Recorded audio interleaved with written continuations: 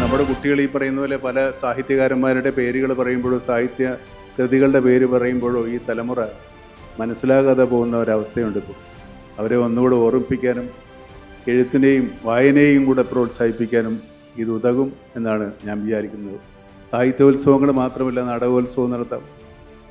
അങ്ങനെ എല്ലാ കലകളെയും പ്രോത്സാഹിപ്പിക്കുന്ന ഉത്സവങ്ങൾ ഈ ഗവൺമെൻറ് ഒന്ന് മുൻകൈയെടുത്ത് നടത്തിയാൽ തിരക്കേടില്ല എന്ന് എനിക്കൊരു അഭിപ്രായമുണ്ട്.